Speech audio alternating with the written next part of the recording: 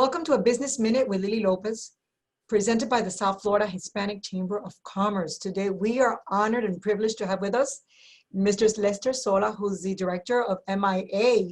Welcome, Lester. It's such a pleasure to have you here with us. And I just want to mention a few stats about MIA. MIA offers more flights to Latin America and the Caribbean than any other U.S. airport. It's America's third busiest airport for international passengers, boasts a lineup of more than 100 air carriers, and is the top U.S. airport for international freight. MIA now offers more flights to Latin America, or did offer more flights to Latin America and the Caribbean than any other U.S. airport. And it's America's third busiest airport for international passengers. My gosh, it's huge, MIA. But now with COVID, things have slowed down, obviously. So how are the passengers and cargo flights being affected by the pandemic? And what are the future expectations, Lester? Well, Lily, first and foremost, thank you for having me here. For me, it's a pleasure to be with you, especially as part of the South Florida Hispanic Chamber of Commerce, and really speaking about the importance of MIA, right? Miami International Airport, who was not just an economic engine in this community, but it was really an economic engine in the state of Florida and the Caribbean and in South America. And while we have reached incredible numbers, record numbers last year, we're all recognizing that the COVID-19 pandemic has had an impact, but we still continue to be the gateway of commerce, cargo, and passengers into those regions. Why? Because we are a global community, and the transient of goods and services and people are still going to have to continue to take place, albeit at a lower number with the numbers of passengers.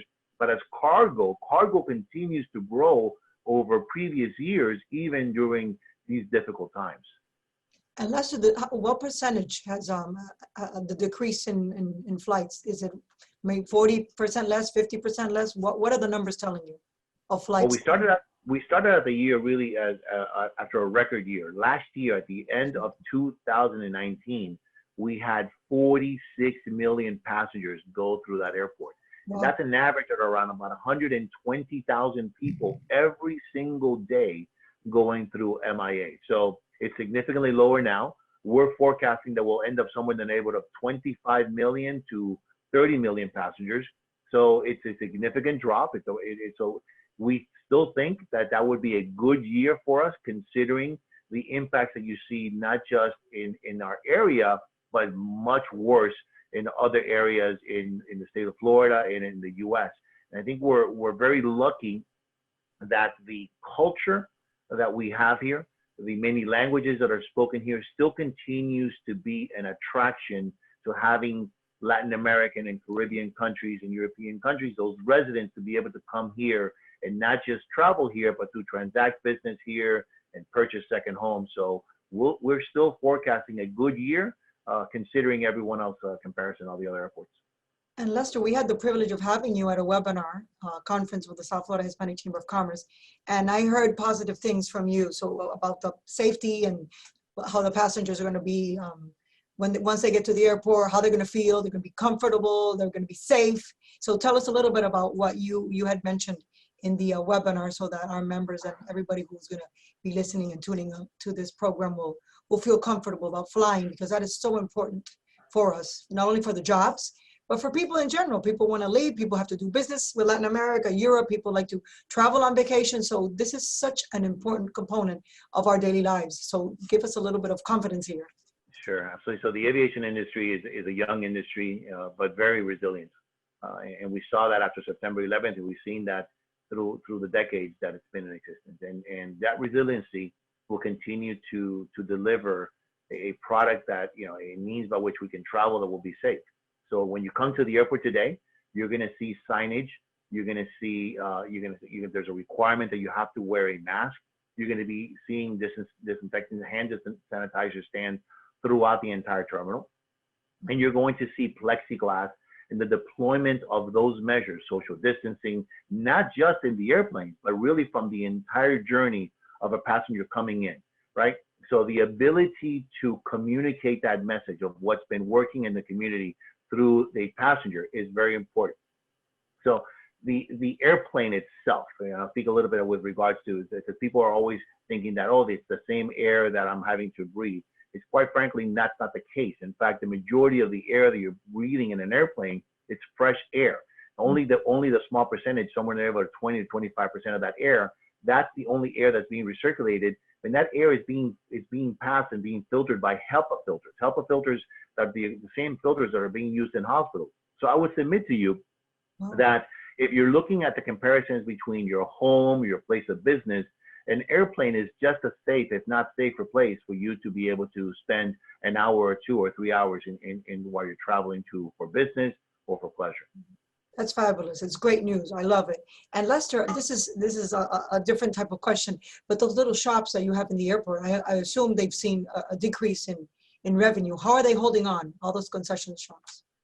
Well, we were one of the first airports that had a relief plan. Even before the federal government passed the CARES Act, we had already proposed it, and the Board of County Commissioners, under the leadership of Mayor Jimenez and our Vice Chairwoman for Transportation Committee, Rebecca Sosa, and our Chairwoman, Audrey Edmondson, had approved and sponsored a relief package that would allow those companies that have either restaurants or stores that they were not going to be penalized. They didn't have to pay rent. They were paying a significantly reduced amount of percentages, if you will, of sales. And if they needed to close the store, they could close the store without any penalties until traffic came back. So we were one of the first airports that did that, not just for those concessionaires, but even for the airlines. In fact, we were used as the model airport for other airports when the airlines were asking other airports for relief for the things that we had done for every single entity that does business in MIA. That's great news, because we were committed as a Chamber of Commerce, we're committed to our small businesses. So that's beautiful, beautiful news. So Lester, I just want to thank you for being here with us today at Business Minute with Lily Lopez, but I'm passing this over to hear my partner in crime, Jandy Alvarez. Jandy, for the 90 Seconds of Tech.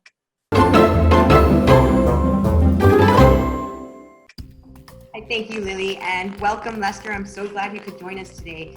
Now, I was born and raised in Miami. I traveled up and down Lejeune, and I saw that airport pretty much expand in less than 5 years. But, you know, I'm from the technology generation. Can you tell me a little bit about how the airport is looking at technology towards the future in a post-COVID-19 world? So yeah, and I think the technology is really what's going to be helping us in not just educating, but providing valuable information to our passengers. So I'll give you an example. If you're going to be flying through the airport, you'll be able to go onto our app or even our website. So you don't have to necessarily download an app. You'll see which checkpoint, what the throughput as far as time and the number of people at each checkpoint before you even park your car or get out of your Uber or taxi. So information, valuable information to the passengers. So you're going to be getting constant messaging through the audio, video. You're going to be seeing basically video clips asking you to wear your mask. You're going to be hearing audio messages through the PA system, reminding you. And the dovetailing of our messaging and information also with the airlines. You don't have to go to a ticket counter nowadays. You can do your basically your boarding pass. You can do your online check-in, all of that. And in fact, even going through TSA checkpoint, where historically we've had to have interaction with individuals, you'll be able to do that electronically as well too. And we're even using the metrics of all the Wi-Fi and Bluetooth signals that we have throughout the airport to measure social distance. So we'll be able to grade ourselves as an operation as to the clusters of individuals to see whether we need to deploy individuals to a particular area to ensure that people are keeping social distance. So the use of technology is going to allow us to not just an enforcement, but also provide valuable information to our business partners and our flying public to better use the airport. Excellent. Well, thank you so much. Thank you for joining us, and we'll see you guys next time.